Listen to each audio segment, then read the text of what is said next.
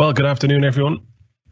I'd like to welcome everyone along today to the NCBI Labs Technology event.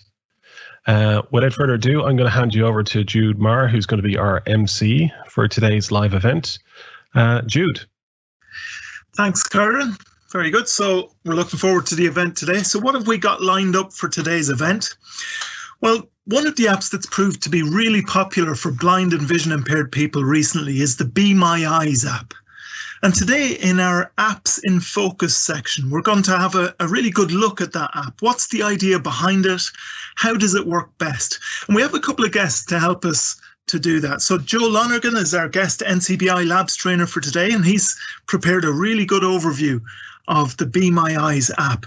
And then we're delighted to introduce the founder of Be My Eyes, Hans Jørgen Wiberg, who's going to be joining us from Denmark today. So we look forward to hearing from Hans as well. Also coming up a little bit later on, we're going to be talking about some big tech news that was announced recently. The release of the second Apple iPhone SE. So is this the device that wins over the Android users and settles the debate once and for all? Or is it worth switching over to if you're already an Apple user? Well, Joe Lonergan is back with us to talk about that a little bit later on as well. And in our final piece today, Seeing It Your Way, we look at how you use technology every day to make life a little bit easier. And our guest this week is Paul Joyce from Galway City, who will talk to us about his experience using technology in everyday life.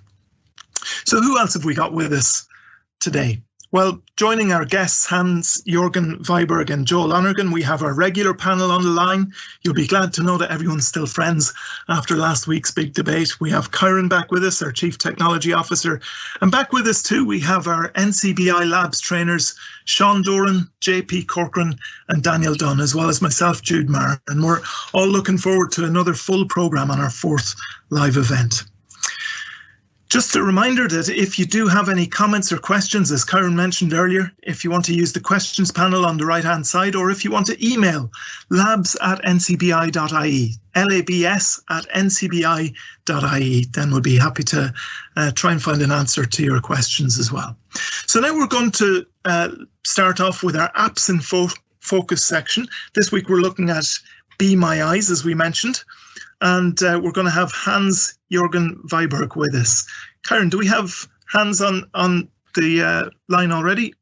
We're just about to. So just give me one moment. We're going to see if we can dial Hans in. Excellent. And just after that, we're going to have an overview from Joe Lonergan of the main features of Be My Eyes.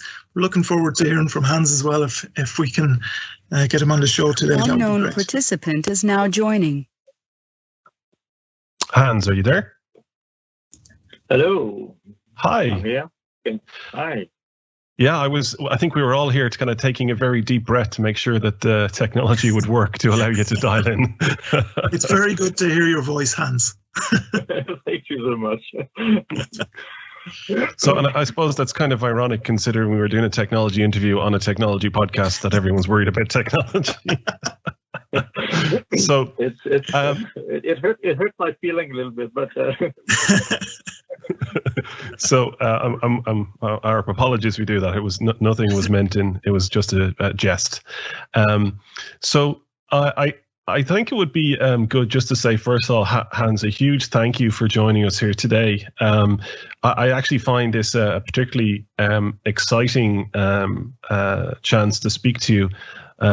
And just before we allow you to give us a bit of an overview yourself of Be My Eyes, I thought I might kick off with a little bit of a story for myself.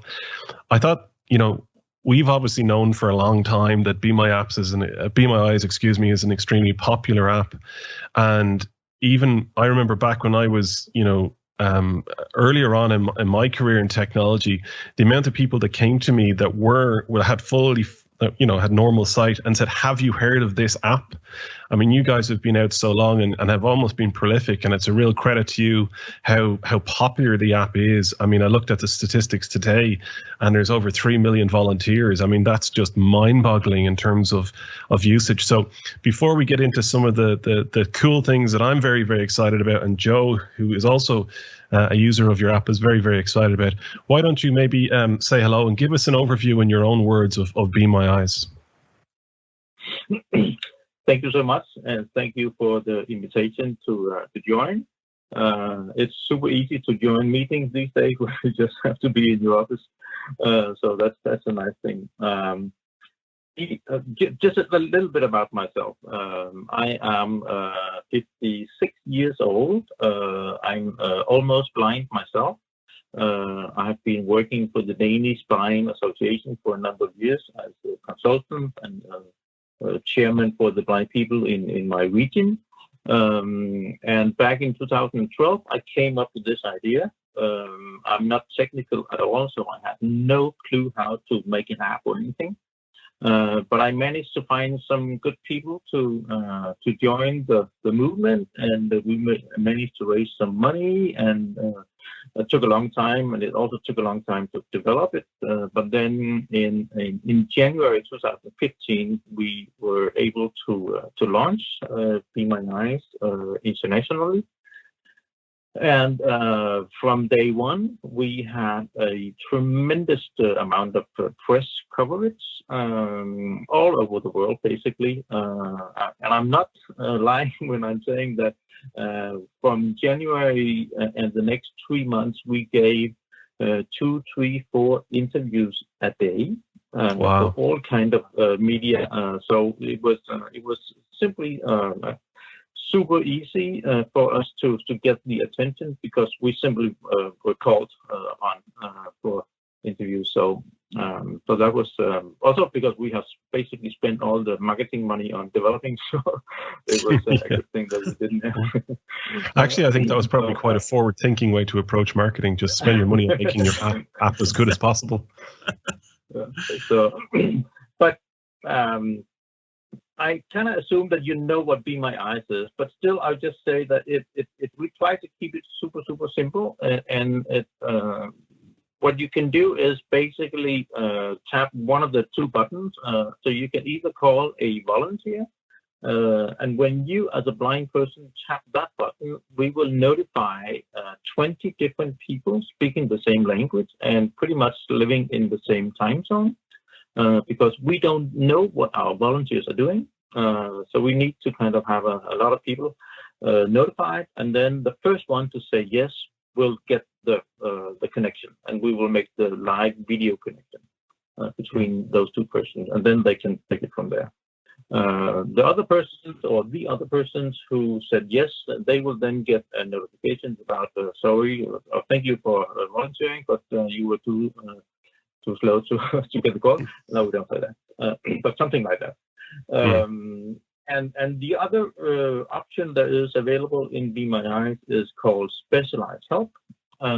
So if you need help from, for instance, Google or Microsoft, you can call their support directly. And the good thing about that is that Google and Microsoft is paying Be My Eyes a monthly subscription.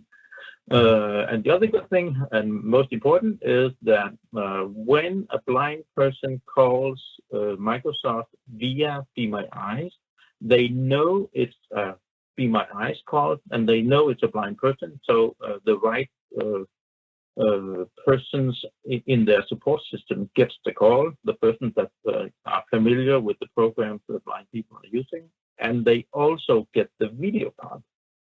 Normally, when you call support, you'll just grab the phone and call them, and they will most likely ask you, okay, what's on the screen now, or how many green lights is flashing on your modem, or something like that.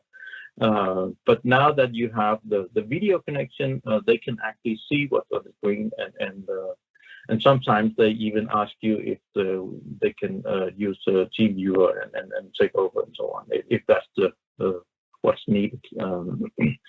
And as you mentioned, we have 3.7 million volunteers around the world. That's so amazing. Coming from a small country, Denmark, with 5.8 million, it's kind of amazing that so many people are willing to step up and help the blind people. And we can help in 185 different languages. Wow. And as I mentioned, all over the world. And we have 207,000, I believe, right now, blind and low vision people signed up, all over the world. So that's kind of the short story about BMIS. So what I might do is let's just pause for a quick second, and we have a little very short demonstration prepared by Joe Lonigan, one of our trainers here, who's is an active user of Be My Eyes. So if you give me one moment, I might just... Unknown participant is now exiting. Oh, I think we might have lost Hans. But so just while we call him back, let's see if I can get him back.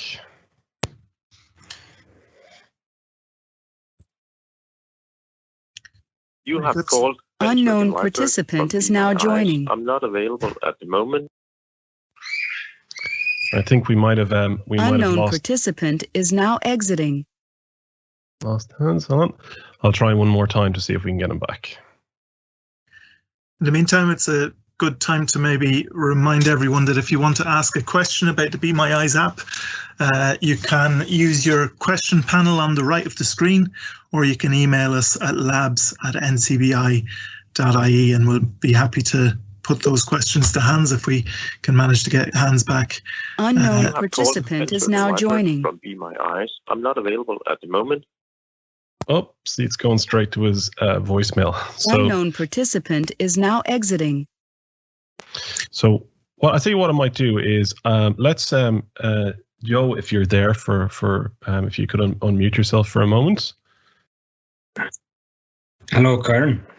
Yeah, hi, Joe. So I think what we might do is we might just switch over to your video, and maybe you can give us your own experiences while we try and reconnect with Hans. So 1 second, and I'll run the video now, or the audio demonstration now. So welcome to this demo of the Be My Eyes app. I'm going to show you the quickest and the easiest way of using this app, as Be My Eyes have made it really easy. So you don't need any experience of voiceover gestures or anything like that. You can call Be My Eyes straight away through Siri by holding down the home key, or if you have a newer phone, by holding down the lock key. So I'm going to hold down the home key on this, and I'm going to call Be My Eyes. So the things I use this app for are usually mostly I use this app for reading dates, maybe matching colours, or reading maybe greeting cards or things like that come in the door that have handwriting on them or something like that. And it's loads of different uses. You can read loads of stories on Be My Eyes if you wanted to see how other people use the app. So I'm going to try and use it now. I'm going to hold down the home key and call a volunteer. It's open 24/7, so I'm going to call someone now. Call Be My Eyes. Calling now with Be My Eyes. Connected now.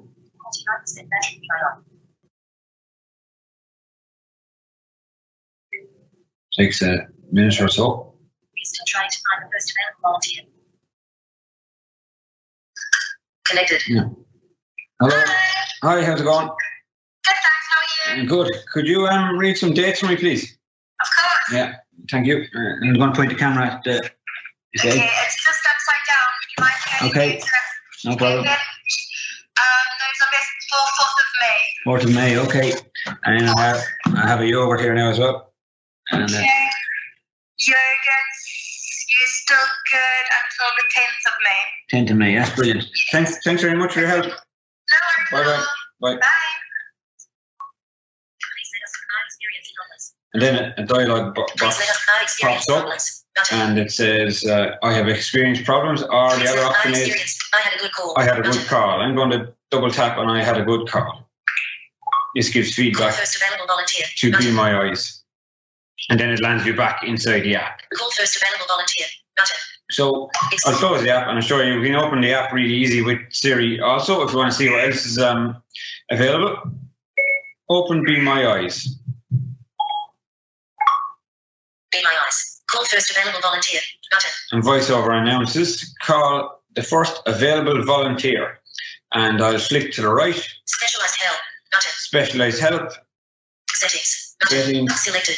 Home. Tab. Stories. Tab. Stories. Stories is where you can read how other people use the app, and you can read people that volunteer, and they tell you how much they enjoy doing the job. Select settings. Button. Specialized help. I'm going to go into specialized help and see what's available in there. Technical. Heading. So technical is one heading. Google. Open. So Button. Google, you could call Google if you wanted support with your smart speaker or your Gmail account was locked, or probably loads of other things they could help you with. Microsoft, that could help you with technical difficulties to do with your Microsoft computer. They're open from 9 to 5 in Ireland. It says open beside it there. Same with Google. We are always aiming to grow the Be My Eyes community. Make a suggestion. Button. Selected. Home. Stories. Stories. And I can go back up. Microsoft. Google. Open. Technical. One World. Together at Home. Closed. Button. And One World Together at Home. They audio described a concert that was on at the weekend. So they're the amazing things Be My Eyes can do. And that's it in a nutshell. It's a very easy app to use. And it's also free. So thanks very much. So that was very useful just to get the overview there of how you can use Be My Eyes. And it's always handy just to see a demonstration and to hear how that's done as well. So thanks very much for that, Joe. Maybe, Joe, we could ask you a question or two just as we're getting Hans back on the line. Joe, how long have you been using this app yourself? When did you start using this? I probably started using it more in the last 2 years, I think. At first, I was probably hesitant to use it because you're talking to real people, and as you know, some people have a hang up. I like to use OCR apps and things like that, but then OCR apps don't always work for everything, you know. So I used this one day. I was stuck. None of my family was available to take a call, and I said, look, I'll try this, and it worked out really good. So then I kept using it. Once it worked out that time, I had the confidence, kept using it, and decided this is really easy and really quick. Yeah. And they've recently introduced Siri calling, so you can call Be My Eyes straight from Siri. You don't need to use VoiceOver or anything. Just hold down the Siri key and call them, and it makes it even quicker again. So it's like me just scanning something. I suppose a whole call will take you 2 minutes in total if you're just doing a quick thing like checking a date or checking a color on something, or you possibly might have dropped something on the ground, and you might want to scan around, things like that, simple things, you know. Yeah. I'd imagine it's the sort of app which sometimes you might go a day or two only using it a couple of times, and then other times you might use it quite a lot, all in the space of a short time. It's kind of quite adaptable, isn't it? Yeah, I'd say on average I use it 3 to 5 times a week, you know, but sometimes even another example would be when your computer is frozen. It's not speaking back to you. You might be able to hold the phone up in front of the computer screen, and it might say something like F1 to restart or something like that, but you wouldn't have a clue what is actually saying on the screen. But with the help of Be My Eyes, it can get you going again, you know. So I'd have, apart from just reading dates, you could, you know, it helps you with technology, all sorts of stuff. Even when your TV screen helps me get into the Sky menu sometimes if I want to see what's selected, that kind of thing. So yeah, I could use it a lot more, but on average I'd use it about 5 times a week, I'd say. So is that the sort of app that would only be kind of usable then, you know, during working hours or something like that? Now, obviously, it's a bit more flexible than that, but is there a bit of a limitation on that in terms of maybe nighttime? Not really. A funny situation was one time I had a bottle of beer left out in the shed, and I said, look, I'll bring it in and see what the date is on it. And this was like 11 o'clock at night. It was nice and cool, so I said, look, I'll ring them up, check the date on it. I don't know how long it was out there. They were able to check the date on the bottle of beer. This was 11 o'clock at night, so they rang somebody in America. Participant is now joining. And it was more at their time zone, you know. So yeah. It tries 20 people in your time zone at each time. So if you rang somebody at 4 in the morning, I suppose maybe Japan or somebody like that, I might try somebody from there. But Ireland, I suppose I'll try somebody from an English-speaking country as well, So it tries different time zones that are suited, Yeah, very good. Just interrupt for 1 second. Hans, do we have you back on the line? We have, yes. Thank you. Oh, brilliant. I'm not sure and I how can we lost also, you. I'm wondering, why do you need me when you have Joe? He's doing good. Yeah. You're the king that made this app, so we need you. So, thank you so much. So. Just before we lost you, Hans, we were just saying that we played a quick overview of Be My Eyes and Joe actually using it, which I think was really. I think the thing, I don't know if you got to hear that, but the thing that really impressed me on that is just how simple it was for someone with sight loss to say, I need to know what the expiry date is, or I need to know like color or something like that. I have to say that simplicity in terms of the app, I think is huge, and it was very impressive. Well, thank you. But it's also when we started to develop, we had all kinds of ideas what we could build into the app.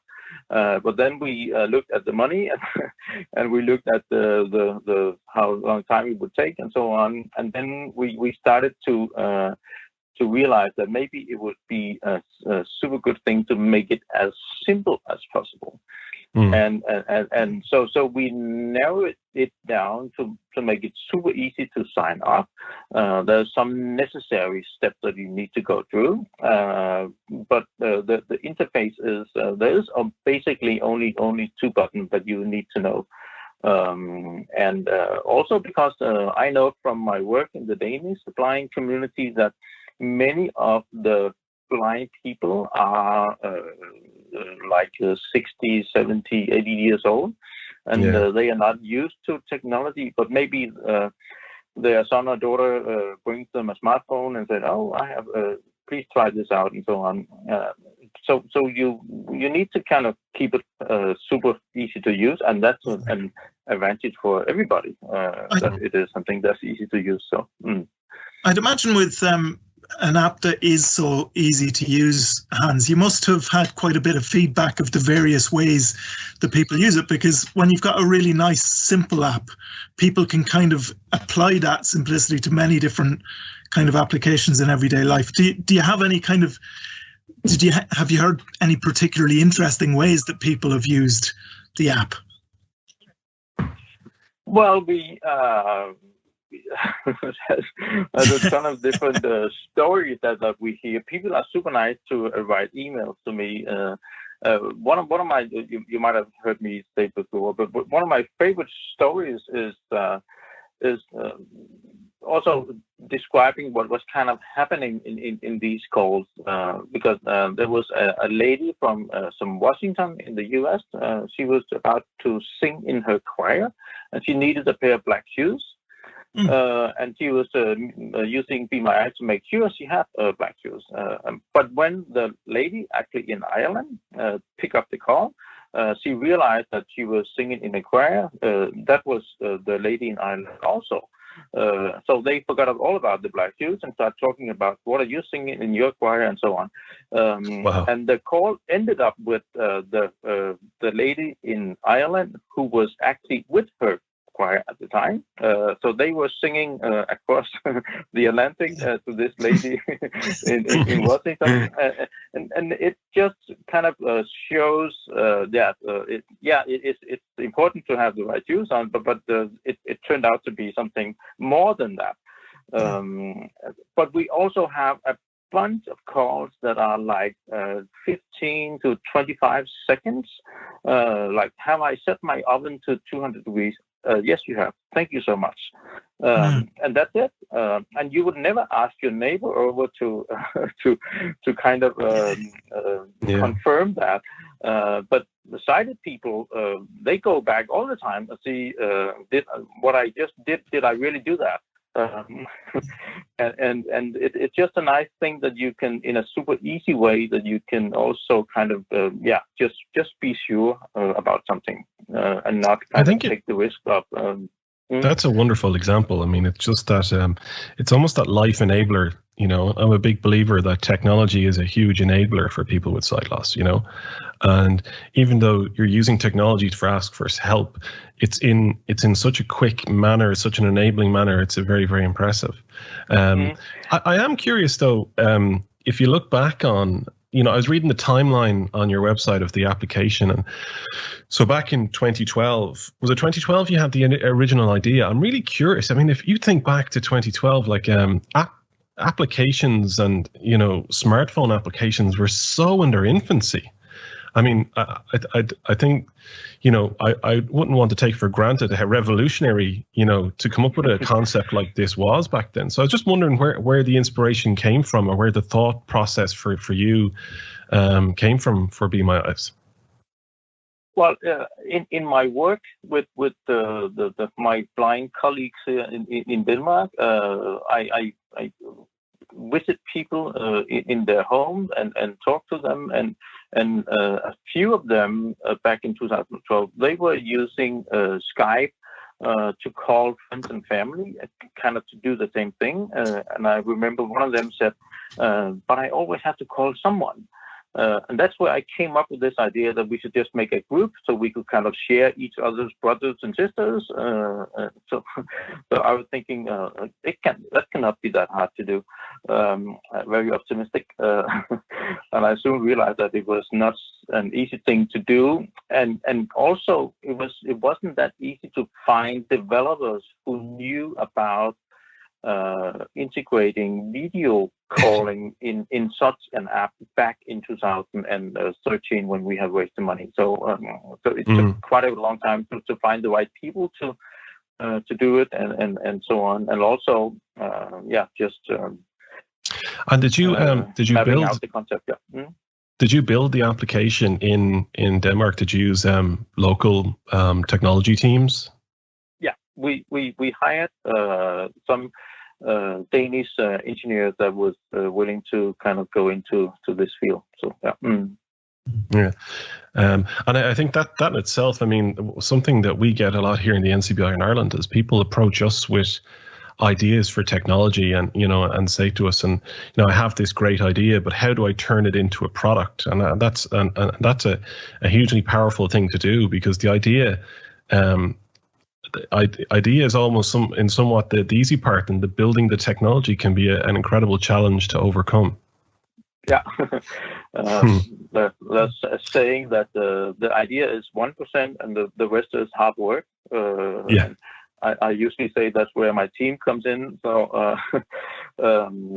but it is absolutely true that you need to put a lot of effort and thinking and good people into making the whole thing a reality. Absolutely. So. I'm actually kind of curious as well to dig. So from day-to-day support, I mean that's hugely powerful, and the examples Joe gave as well. But something that you and Joe both touched on was the specialist support, which is a big part of Be My Eyes now, and the support that you have available through partnerships with companies like was Microsoft. I think there was one other I might have missed that do specialized support for. What was the other company? Just if you might remind me. There's a Google. Google. And then there's Procter and Gamble. We have Procter and Gamble is a huge American company, and we have Clear Blue, and that is a pregnancy test. It's actually kind of also a funny story, because before Clear Blue came on board as a specialized health partner, we also had blind people using Be My Eyes to do the pregnancy test, and it's kind of because if you are a blind person and you don't want to ask someone in your surroundings about this, you just want to find out for yourself, maybe just for an hour or two, then you basically didn't have any other options than using Be My Eyes, because that's the only way where you can kind of call a anonymous random person, and you don't have to say who you are or anything. You can just show the test, and they can say whether it's positive or negative. But now we have Clear Blue on board, and they can guide you through the whole process of taking the pregnancy test and all that. And we don't have that many calls, but it's I think that's some of the more important calls we have. So, well, you don't do it too many times in your lifetime, you know. So, but it is an incredibly important time in your lifetime, you know. And it's one of those life situations that I suppose I would never have occurred to me, you know, that you might need sighted support on it. But it's an incredibly private thing as well, you know. So that's an incredibly empowering tool. Yeah, I think and just we got some listening. really touching emails from the volunteers who said, "Oh, I just had this totally amazing call," and so, and that's how we found out that this was actually a need. So we could approach Procter & Gamble and Clear Blue and have them on board. I think that actually just listening in, from the perspective of somebody who doesn't rely on the app myself, it's actually very enlightening just to hear all of the different applications for it, because of its, as you mentioned before, its simplicity. It's so good to be able to actually see those different applications through many different kind of life events and things of various varying importance as well, because of again how easily usable it is. What do you think will be the future of Be My Eyes? Have you got other things in the development phase at the moment? Have you got other sort of features or other partnerships that you're working on at the moment? Well, as it was just briefly mentioned that we partnered up with Global Citizen with this World Concert events, where we managed to have a live description. And we actually did three things that I think is super interesting. We had a professional, what do you call it? When you describe what's on the TV, it's called voiceover, is it? Or narration? Audio described version, and that is actually available online. If you want to hear the concert again and have it audio described, you can go into the Be My Eyes YouTube channel, and you can hear the whole thing audio described. But we also, and which I think was super interesting, we had a family who was live before the concert, who was describing the whole pre-show thing going on, and then during the show you could call in, and we had volunteers who were seeing the show, and they would kind of sit with you and see the show together with you, and because we have so many volunteers, I think we could do that, maybe scale that up. So that's something we hopefully will look into and see if we can kind of put into a system where you can always have someone. If you want to see something together with someone, you can kind of just make a Be My Eyes call and say, can we please see this together? It will not be a professional in any way, but it will be someone there for you. So you can say, okay, I would like to know about how the buildings are looking, or I would like to know what kind of clothes they have on, or are they skinny or not so skinny, or can you tell me what the hairstyle is, or something, whatever you exactly want to know about. I think that this is a super interesting thing that I hope that we can kind of go into, but I cannot promise you anything, but just something. Really good. I think that's a really interesting development, and I think that would be quite an exciting development for a few people.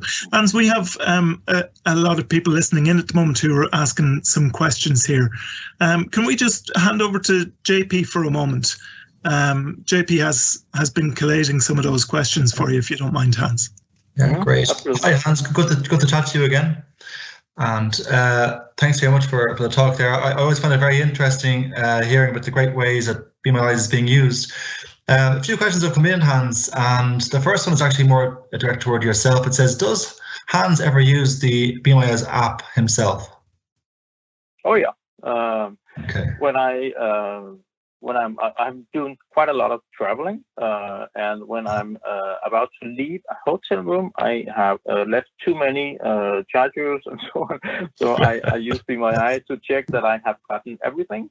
And here, where I have a wonderful wife, she's mostly doing the shopping, but sometimes she forced me to go out and do some shopping, and then I sometimes use Be My Eyes to locate things in the shop that I just can't find.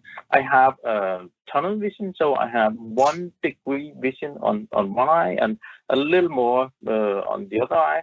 So it's super narrow. So I can kind of read the text on my phone, but it's difficult for me to find items in a shop and so on. So that's where it came in pretty handy. So, Great.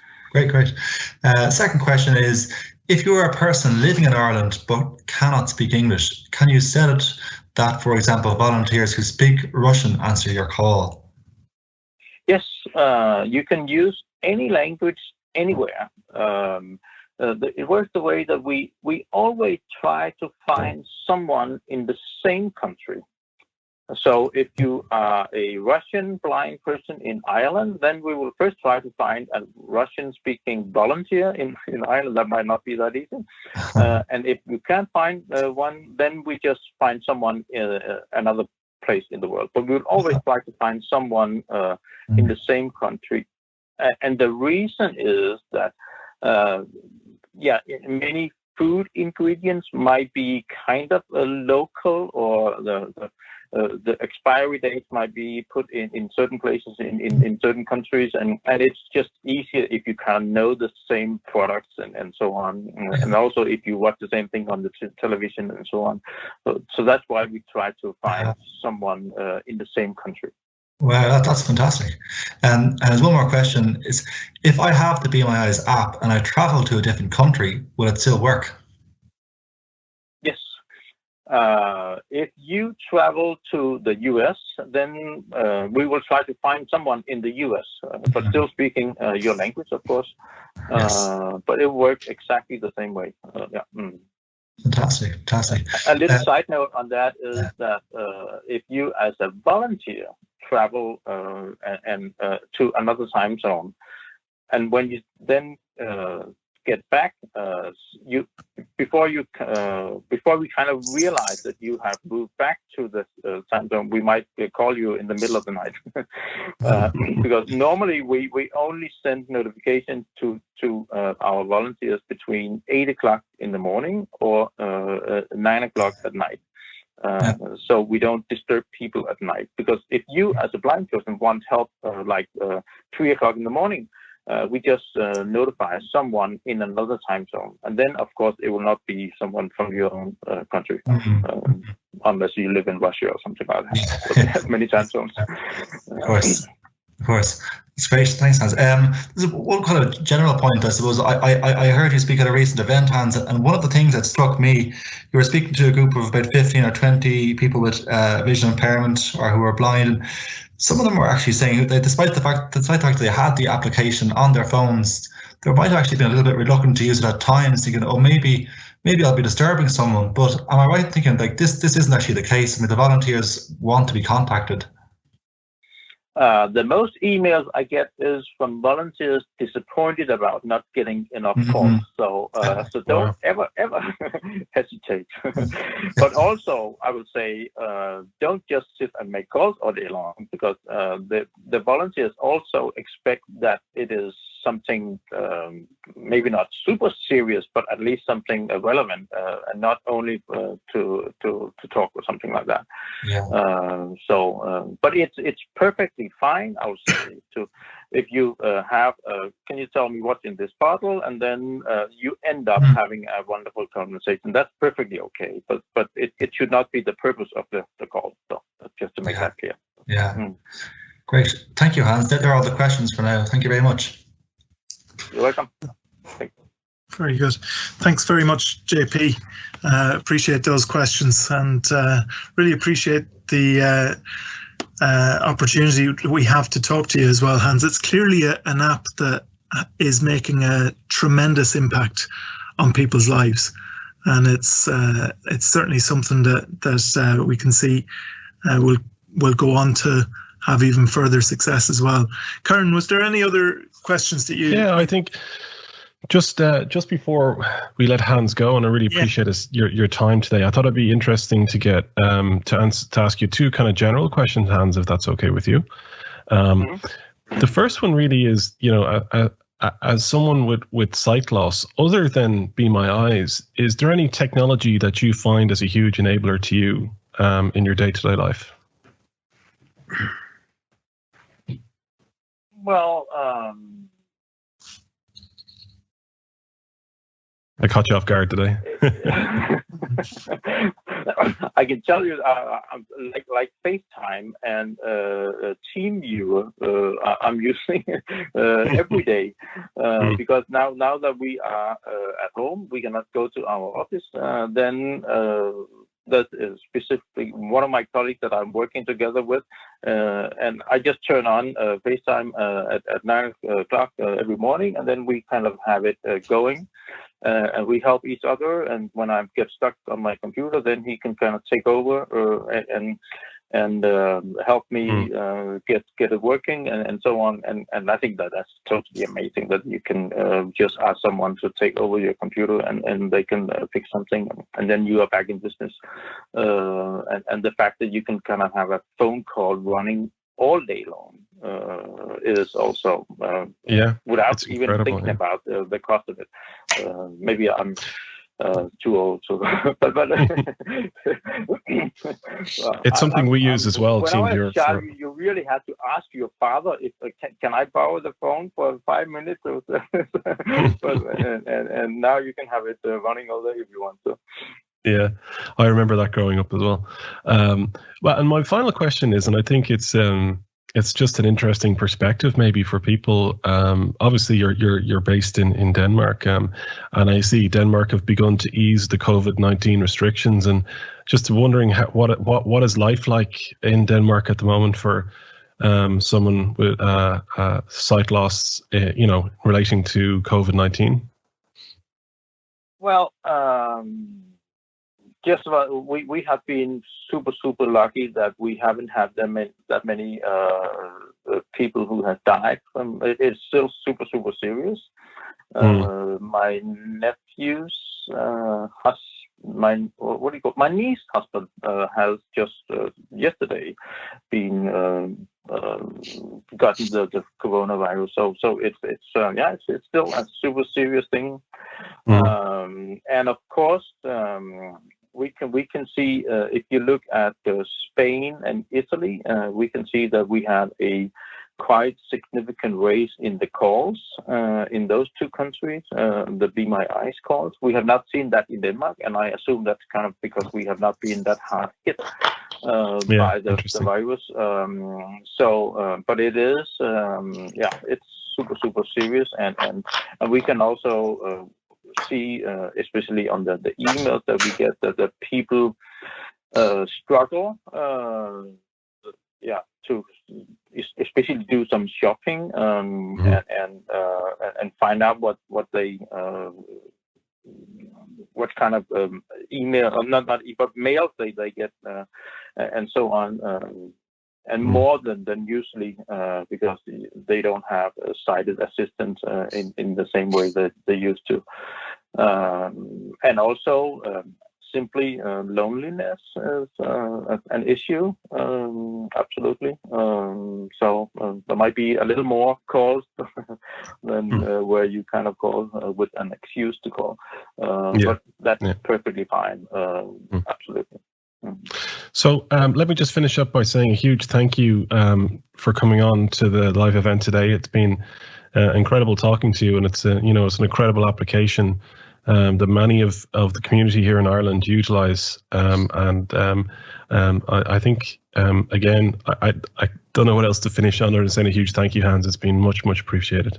Absolutely. And I'm sure that there'll be loads more people, if they haven't already downloaded the app and tried it out, they'll be wanting to try it out after hearing about this. So I'll just echo Karen's thanks there as well, Hans. We really appreciate you coming on to talk to us. Thank you so much. And also, I just want to say that lately we have brought on some of the blind organizations in our what do you call it in England? NRP? No, what? The NIB. Yeah. They are on as and Galloway's as on as specialized help, so you can kind of call them directly there in a super easy way where you don't have to kind of look for the phone number and so on. Yeah. And we hope to bring many more organizations on board as specialized help customers. Yeah, I think that's really, really interesting, and we can hopefully talk some more on that, because we're already we do offer technology support here, but it's not visual based support. And any way we can incorporate that and add additional support to service users here in Ireland or those with sight loss, we're absolutely open to. So, but you don't really have to kind of do technical support. It could just be, can you tell me about this organization and so on, and that's perfectly fine. But we are absolutely open to talk about that. Yeah. Cool. And as I said, just to let you know, Hans, we'll publish this video to YouTube as we do each and every week, and I'll send you on the link to it in case you want to listen back afterwards. And the other thing as well is in the description we'll also reference the stay-at-home concert that you had audio described as well. So I think that would be useful for people to have a listen to. Thank you so much. That would be wonderful. Absolutely. So thanks again for joining us, Hans. Really appreciate that. We look forward to seeing what else you come up with in the future as well, now that we've got a taster for that. And for anybody who wants to download that, that's a very widely available app. Whether you're Android or iPhone user, you'll be able to get that from your App Store or your Play Store. Unknown participant is now exiting. So now we're going to move on to another big development recently, the announcement of the Apple iPhone SE, or to be accurate, the second version of the SE. And joining us again for this part is NCBI Labs technology trainer Joe Lonergan. Joe, you're getting plenty of exposure today. You're involved in everything today. That's great. So Joe, you've been just having a bit of a look at the features of the iPhone SE, the second edition. What can you tell us about the features? Yeah, well, as improvements go, it's a big upgrade from the older iPhone SE, which was similar to the iPhone 5. So it's got an A13 Bionic chip, which is the same chip that's in the iPhone 10 and 11 and 11 Pro. Mm-hmm. And this means it's got a faster processor. So, and it also will support new versions of iOS going forward. So Apple will tell you that it won't go out of date for at least 4 years, or will support the new iOS updates for at least the next 4 years. I suppose anybody that has an older phone like iPhone 5 or 6 will be trying to upgrade to a phone like this. It also has the home key returning to a newer iPhone, which is a great development for lots of people, especially vision impaired people that may not be comfortable with Face ID. Also, Face ID, if anybody's wearing face masks these days, Face ID is not going to work too well.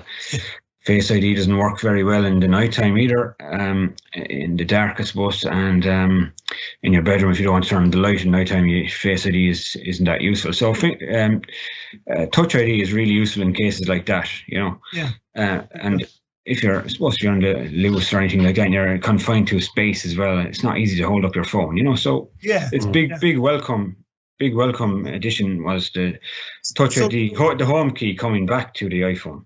Yeah, very good. So just to kind of give people a bit of a picture in their mind, I suppose, of what we're talking about here, it's pretty much the same size and shape of one of the older iPhones, the 5, 6, is it the 6, 7, and 8? 6, I think. 7, and the 8. And you were saying there, the smaller versions of those phones is not the same size as the 7 Plus or the 8 Plus. It's the original version of the 6, 7, and the 8. So the 4.7 inch. There is no big large screen version of this. It just comes in 4.7 inch, which is also welcome for a lot of people. They like the smaller phones. There is a lot of people out there that look at smaller size screens.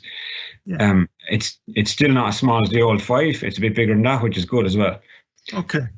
Okay, and so it's basically, if you're thinking about it's that kind of physical shape and size, but it's got the brains of a much newer iPhone in it, and it's got a physical home button. Is there any other features in it that are kind of new or that are noteworthy? Well, yeah, I suppose this can be a plus and a minus. It's got a glass back and a glass front. So the last, I suppose the 8 was made of aluminium kind of stuff. So that means it was a bit stronger at the back. So if you did let it fall, there's more chance of it surviving. But you can buy a cover, of course, to make that prevail. The reason it's glass is to support wireless charging. So, if you bought a wireless charger, it's a slower type of charge, but you can leave it on your bedside locker at night, and there's no fumbling around for chargers or anything like that. And wireless charging can come in handy in lots of ways. I suppose it's if you're watching a movie or something like that and you wanted to stand up, or you have a wireless charging stand, things like that. So that's one addition. There's also I suppose when I see what else is there, the screen is much the same as the 8, so the screen wasn't updated. There is a newer camera. Okay. And the newer camera, is that something that is still important to somebody? If you can't see the screen, is the camera still useful? The camera is still useful, obviously, for a better picture, but for apps like Seeing AI, and I suppose even Be My Eyes, and probably less so, but the likes of OCR apps like Seeing AI, KNFB Reader, there is a couple of more scanner apps, that kind of thing. It's always good to have a better quality camera, especially going forward as they update the app as well, and they probably add new features. The newer camera, wider lens, all that thing will make a big difference going forward. I think I think one of the hugely important things with the iPhone SE is that it's also cheaper. It's cheaper.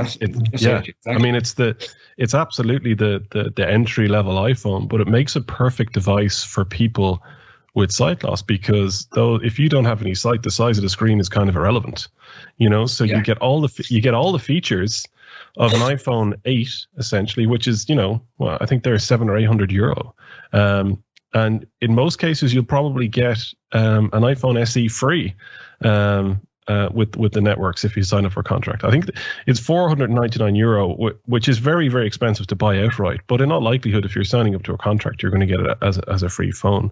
And I think it's one of those things is that it might be described as an entry level phone, but it's still a phone that's packed full of all of the latest technology. That will ultimately support people with sight loss, which I think is to me is incredibly powerful. I mean, what about the usage? I mean, having the Touch ID back, or sorry, the Touch ID sensor back, is a much more tactile way to use a phone. How do you find in general? Do you think that would be something that's going to be incredibly useful for people with sight loss, Joe? Personally, I welcome the Touch ID back. It's even for buying apps, rather than holding your phone up to your face to give it, face recognition. Just to put your thumb on the fingerprint and allow Apple to take payment with your finger ID, it's a lot handier. And also for turning on VoiceOver with the triple click home, it's easier as well. I know you can do it with the lock key in the new ones, but I just find it more intuitive doing it with the home key. I think it adds more value to the phone to have Touch ID, in my opinion, anyway. Yeah, I mean, it's something. One of the things that I find, I use an iPhone 11, and I have the one with the bigger screen because I've limited vision. But I know you mentioned wireless charging, and to me that sounds like it's a great feature. But for someone with sight loss, I used to always struggle plugging in the lightning cable, and you'd notice after about a year of using my phone, they'd kind of be damaged because I wouldn't quite get them lined up on the first try. Yeah. So having wireless charging has been a bit of a game changer for me, because I just put my phone down and it buzzes to indicate that it's charging. So I end up, getting a longer life out of it because of wireless charging, and it's a great feature, I find. And there is lots of different types of wireless chargers available. But also one other thing I didn't mention is this can be a plus and a minus, I suppose, is the 3.5 audio jack isn't there anymore. You now have to use the Lightning earphones or AirPlay buds, is that what they're called? AirPods, yeah. AirPods, I think. AirPods, AirPods, yeah. Apple AirPods are expensive. That's one drawback. But you get a free Lightning earbuds in the box, so at least you do get earbuds with it. But if you want the wireless ones, they're €200 plus. Can I ask you just the most important question? I mean, did you listen into the debate last week about Android versus iOS by any chance, Joe? Dangerous ground here. I did. I listened in. And would you think that the iOS won in that situation? Personally, I would. I wouldn't go Android myself. Jude was very polite last week and didn't announce a winner, but I firmly believe that iOS won that discussion. We'll have to keep a running score here. I actually think that's one of the reasons, another reason that they brought back. I see Sean and Daniel aren't unmuting themselves either to contradict me, so it was a hugely successful victory. I actually think that's why Apple brought, one of the reasons they brought this entry-level iPhone in is to compete with Android. Apart from the lesser price, the Touch ID factor, they lost some users because they got rid of the Touch ID. And to bring them back again, they brought in a phone almost as good as the 10 and 11. And some people prefer the smaller size because they use it one hand. You don't have to be holding it for two hands when you're typing either. So that's another plus. So you're saying that basically Apple have had to up their game just to compete with Android? Just like there is some Android phones out there. So I think, I mean, if you look over the key features, it's essentially an iPhone 8 at a much reduced price. You've got a glass body, so you've got that reinforced glass, which is a good feature. It feels better in your hand. It's a smaller screen, and then again, if you don't have sight, why would you need a larger screen? It's got the same A13 chip. 12 megapixel camera, which is great for apps like Be My Eyes and also for other ones such as Seeing AI. Touch ID, wireless charging. It does also have fast charging, which feature I don't really notice. Too much. So I mean, there's some great features in there. One of the other things, I mean, the no headphone jack. I mean, it's kind of. I think if you're going to rock an iPhone or an iOS phone, you kind of get used to the adapter life, or you use the you use like the Lightning headphones. One thing I wanted to mention as well, which is I found really useful, and just as a general user, is it does have increased water resistance, which actually adds to the longevity of the phone as well, because in just day-to-day life, I don't know how many times phones that I've used have just gotten damaged from, splashes of water, or, being out in a night out and it's sitting on a table where there's beer involved, or, or things like that. I think that's a huge feature. I'm not sure about Joe. Joe, what would you think? Great feature, actually. Don't ask me how many times in this house phones have either slipped into sinks or even fallen down the jacks at one stage, or someone spilled tea on their phone. I wasn't going to mention the jacks incidents, but yeah, go on. That has happened. It is a reality. I think the people that have these phone maintenance shops are cursing these waterproof phones now. They're not making as much money anymore.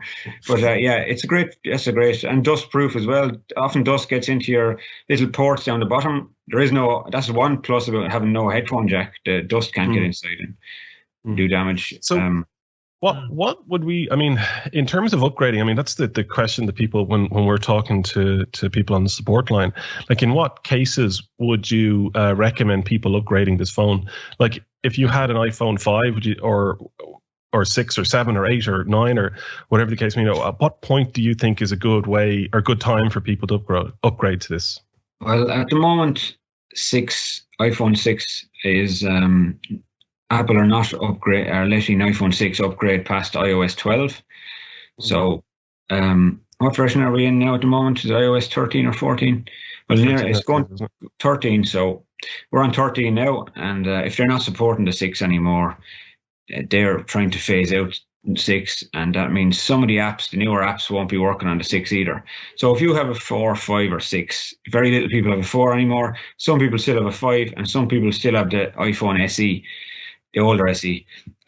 So I'd be advising anybody that is coming to the life end of a 6, or they find the battery is getting not charging as well anymore, and they're thinking of upgrading, this would be the phone to go for, I would advise. Unless they need the bigger screen and they have some useful vision and they want to read larger print, possibly the iPhone 11, if they can afford the iPhone 11 or the 10, they're the ones to go for. But in general, I'd be advising this phone. So some of the apps... Can I just ask almost the other side of that question, Joe, just where you're going there with who maybe might go for a different phone?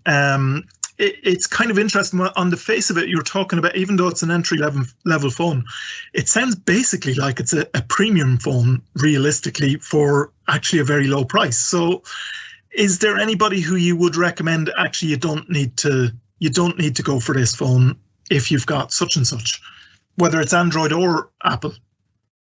I wouldn't recommend anyone don't go for the phone because it does everything you want to do. No, I wouldn't recommend anyone not go for it. Entry level price, yeah, I wouldn't say very, very low either, but it is to buy it outright. Yeah, it's not very low. But if you are on a bill already, it's almost, in most cases, it's free.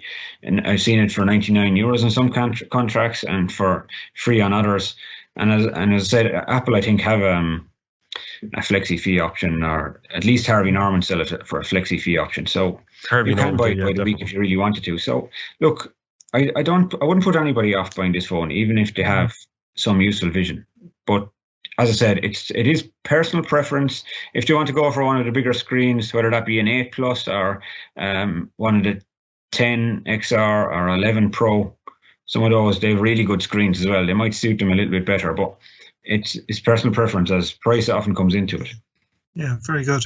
I think it might be a good time just to come over to Daniel, if we could bring Daniel into this. I think, Daniel, you've been just checking the questions that have been coming in about this. Can we pass over to you? Yeah, we just have a couple of questions in on our chat side. First of all, does cleaning during this COVID-19 outbreak, does cleaning your phone with antibacterial wipes, would that be, could it cause any damage, any cause concern there? Well, one of the things, if you don't mind me answering that, is actually I'd looked into that myself recently, because given how much we touch our phones on a daily basis, cleaning them is very important, and you don't want to damage them as well using antibacterial wipes. So Apple have basically said it's okay to clean your wipes with it's okay to clean your phone with disinfectant wipes, and they've released a support document on it. So the short answer is yes. And what we'll do is, when we upload this video to YouTube, we'll include a link to the article that Apple has said it's okay to do it. Very good. Thanks for that, Karen. And also, maybe this one for Joe. I'm interested in upgrading to an iPhone SE, but the storage option to go for, I noticed there's 64 GB, 128 GB. I tend to take a lot of photos and record a good bit of video. What would you advise? Well, first of all, I look at the phone you have already and see how much space you've used up on it. If you're touching on the 64, if you're going up towards the 64 gig and you're nearly full, I'd advise you go for the bigger option if you can afford it.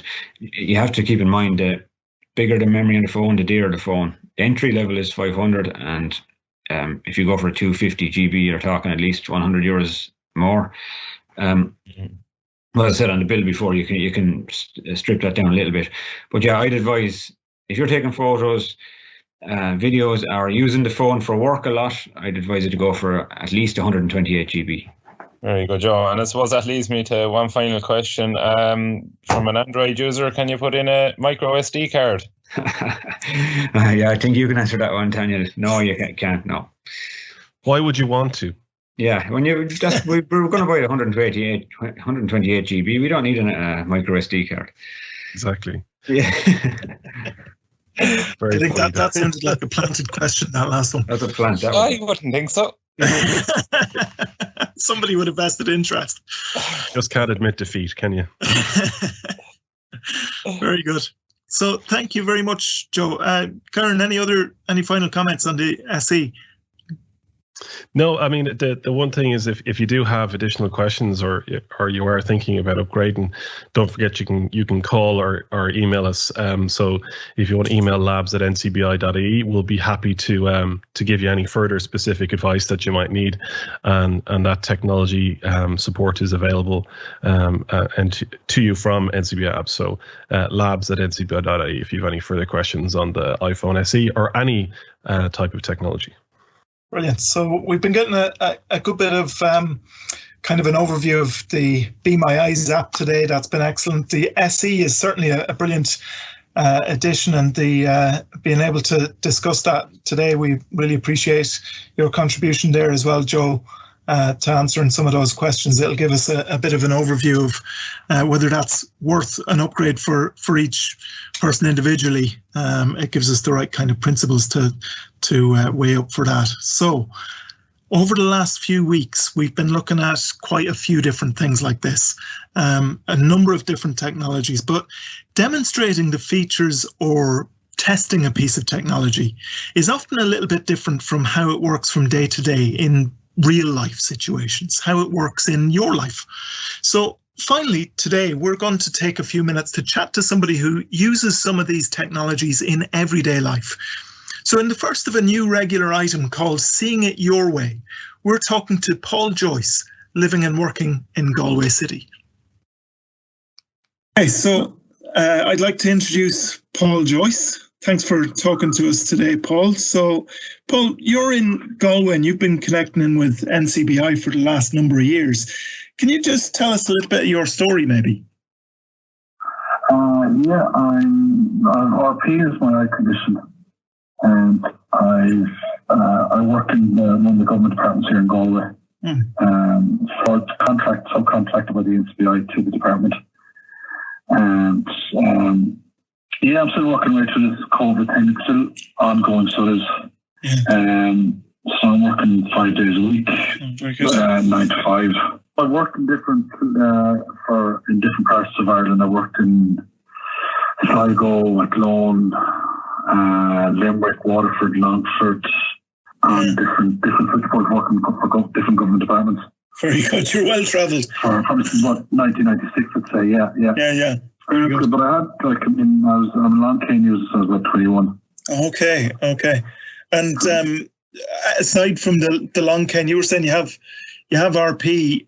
Do you use kind of technology to help you out from day to day?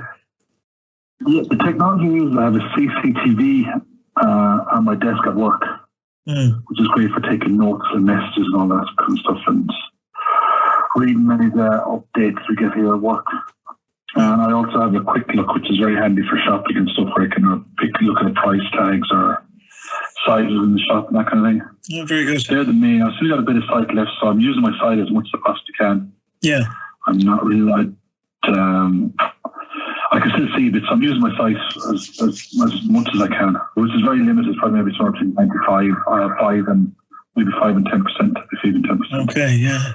Sight left. Okay. And, yeah, then just a quick look, handy, just magnification really, and the iPhone I find very good as well. We've kind of had a couple of webinars over the last few weeks, and we've been doing sort of instructional videos and overviews of some of the different technologies, but everyday life, kind of using these technologies in everyday situations can be a little bit different.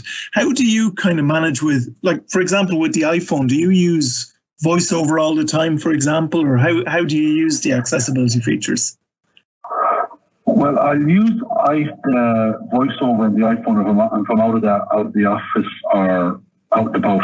If I'm in the office, I actually switch off the VoiceOver and I actually put the iPhone under my CCTV. Okay.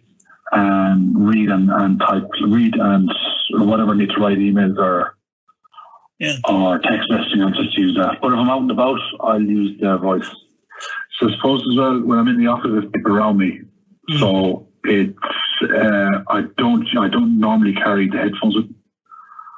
Okay, yeah. So sometimes with headphones, by the time you get them unraveled out of your pocket and the call's gone, or whatever. Yeah. Is that the main reason why you'd choose to use it that way, or is there any kind of? Would you say is there any drawbacks with voiceover other than that? Probably is. I just find it harder to use the voiceover rather than using my site. I suppose the fact that I use my site as much as I possibly can, but I'm still prefer to rely on my site more than maybe listening to the voiceover. Yeah. Is there any particular things that you've found that don't really work well with it? That's a bit of a flaw with it, maybe, or do you find that generally it can manage with most tasks? It's kind of, you have to kind of do more, I suppose, with the voiceover that is kind of more. It's like, say if you make a mistake on you're writing the text message. I haven't figured out how to go right back to the actual section, but when you can do it under the CCTV, all I do is put my finger where the mistake is, and you're back there, and you can just delete that bit and then just type it out again. So just kind of, it's more intuitive, I suppose, when you're able to use your hands. Just backspace where you made the mistake. If you're listening to it, if you're using the voiceover. Yeah, very good. One of the little drawbacks. And would you say, is there any other kind of tips that you'd have for people who maybe might be getting used to voiceover or getting used to some accessibility features on various different technologies? Is there any other little kind of quick cheats or tips that you'd have? I suppose it just takes patience and tolerance, and I suppose discussing the technology with other people who might be using it longer than yourself. Yes. Yeah. That would have all the shortcuts. So do you use Siri much? Very little, unless I'm out and about and on the move. Because, you're using the cane in one hand and you're probably shouldn't be doing that. But you're dictating then as you're going along rather than having to type out a message as you're walking. Yeah. So then I would dictate in that situation. For quick messages, I dictate. Yeah. And any particular apps that you found useful on the phone, or? Fitbit is what I'm mostly used to now at the moment. Yeah, I'd say a few people I'm in competition with a few people, so that's the one I'm checking out. So if there was kind of others out there who were of the same mindset, who aren't particularly into technology, who might have even kind of ignored technology or avoided technology, would there be anything that you'd say to them about it? Anything that you find kind of has affected your life positively? Well, it is definitely. A friend of mine said to me years ago, she was telling me, she's really good, Paul, you've got to get an iPhone. I said it'll change your life. I said, no, that's impossible. How can a phone change your life? And it hasn't changed my life, but it has definitely, the iPhone is definitely one of the better purchases I made in my life. So it is. Yeah, very good. It is quite straightforward to be using rather than using a laptop or a computer or desktop. I think, in my opinion, now it is, yeah. So you use that for like all your communications and everything, the emails or messages or anything?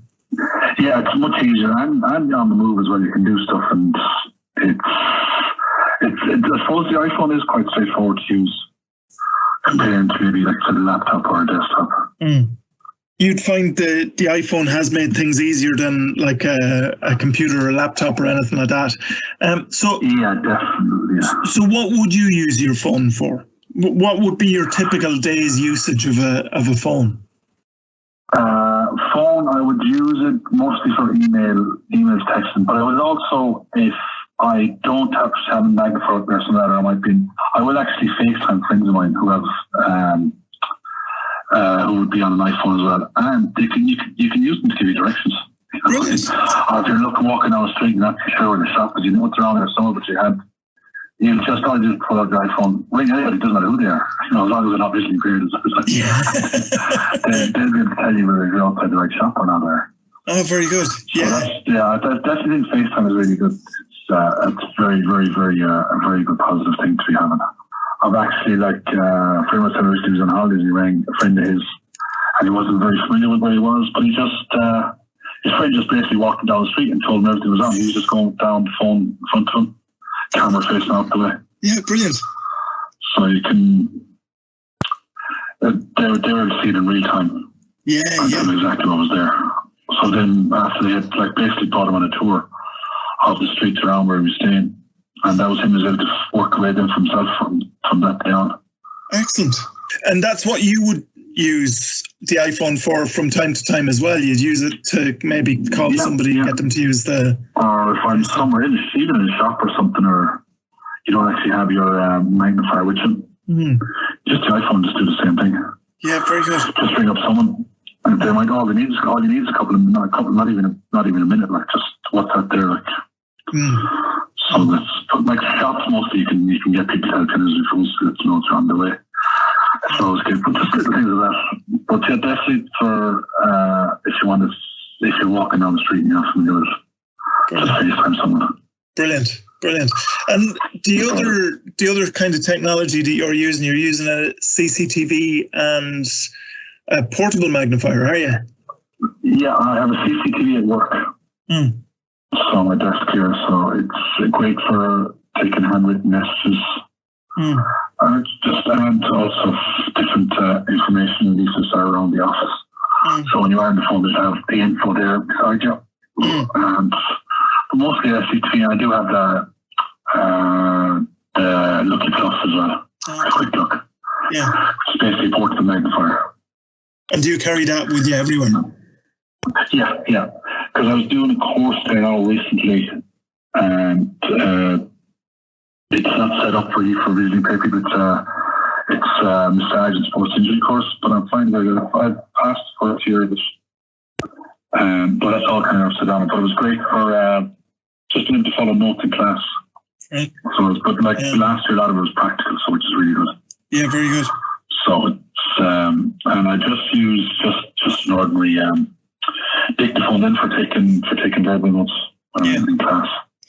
Is there anything else that you've kind of got your eye on at the moment? Any other technology you've heard of, or anything that you'd like to check out? Not that I've heard, but then again, I'm not keeping up with what's happening out there. I suppose that's the main thing, that I'm not actually staying in. Yeah. And I'm still kind of. I don't think I've switched over from using different technology. I'm still, like I said, if I can use my sight, I'd always do that rather than listen to stuff or having an earpiece in if I can help it at all. I think a lot of people would probably identify with that, in fairness. They'd probably use their sight where they can. The technology is kind of augmenting what you can already do yourself, isn't it? Yeah. Well, I was going to say, when I'm in class, when you're in class with you get to know, so you just copy the notes of the other people. Be careful what you're admitting to there, Paul. But once your people get to know you, and they're always willing to give you a hand. Yeah. Well, thanks for giving us your thoughts on those different bits and pieces. It's actually it's really good to see how somebody uses the technology. You don't have to have a kind of being an all-pervasive thing in your life to be able to benefit from it. So it's nice to see that. Very good. Just have it there for when you need it. Yeah. Well, thanks for sharing your experience with us there, Paul, and we look forward to catching up with you again. So that was Paul Joyce, and maybe as you were listening to that interview, you could identify with some of Paul's comments. If so, or if you've had a completely different experience of technology that you'd like to share, well, we'd like to hear from you as well. So please do get in touch with us here at labs@ncbi.ie. That's labs@ncbi.ie. And we'd love to hear from you. Now, NCBI continues to support people living with sight loss during the current COVID-19 situation in a number of different ways, as well as technology training. So if you want to get some advice or support, you can contact our national helpline on 1850 33 43 53. That's 1850 33 43 53, or you can email us at info@ncbi.ie. Well, that about wraps it up for today. We hope that you've enjoyed today's programme. Just thinking about what we've got for you next week, we're going to have a look at a couple of different subjects that are quite popular for people. We're going to have an opportunity to look at audiobooks, and we're going to have an interview with our Library and Media Centre Manager, Lena Kuzi, on accessing and listening to audiobooks through NCBI Bookshare and Overdrive. And then we're also going to have a look at the Google Home device, the smart speaker, again. And again, Joe Joe Lonergan is going to be joining us for that part. So we look forward to next week's programme.